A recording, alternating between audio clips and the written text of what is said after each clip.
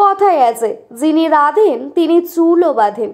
বাংলার মুখ্যমন্ত্রী মমতা বন্দ্যোপাধ্যায় কি রুটি বেলতেও পারেন? দিদি নাম্বার ওয়ানের মঞ্চে হাজির হয়ে সেটাই করে দেখালেন মমতা ব্যানার্জি। আজ 21শে ফেব্রুয়ারি দিদি নাম্বার ওয়ানের স্পেশাল এপিসোডের শুটিংয়ে হাজির হয়েছিলেন বাংলার দিদি। রিয়েলিটি শো এর মঞ্চে কি করলেন মমতা?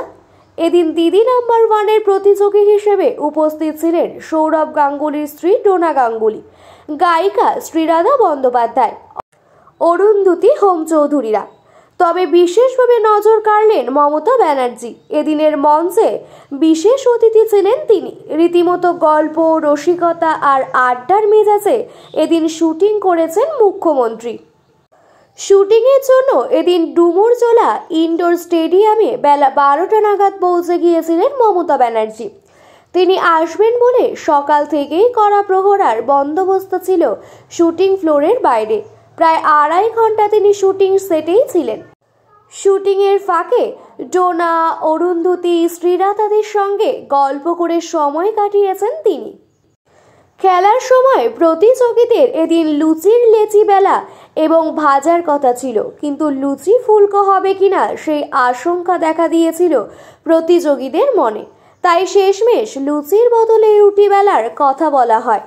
যদিও মমতা ব্যানার্জি আগেই জানিয়ে দিয়েছিলেন তিনি রুটি বেলতে পারবেন না, তার বদলে গাইবেন, নাচবেন, বাজাবেন, কবিতাও বলবেন।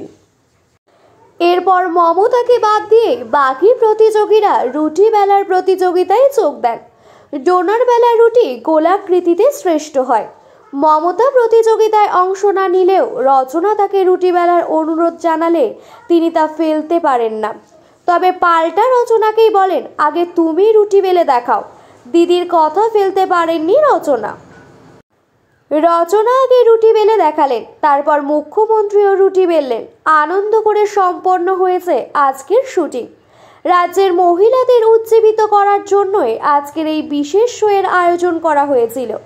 এই প্রসঙ্গে রচনা ব্যানার্জি বলেছেন, এখনো পর্যন্ত যেটা কখনো হয়নি এবার সেটাই বলতে চলেছে। আমি দিদির কাছে চিরকৃতজ্ঞ। এত বছর ধরে আমার শো এর যে সুনাম সেটা দিদির উপস্থিতিতে পূর্ণতা পেল।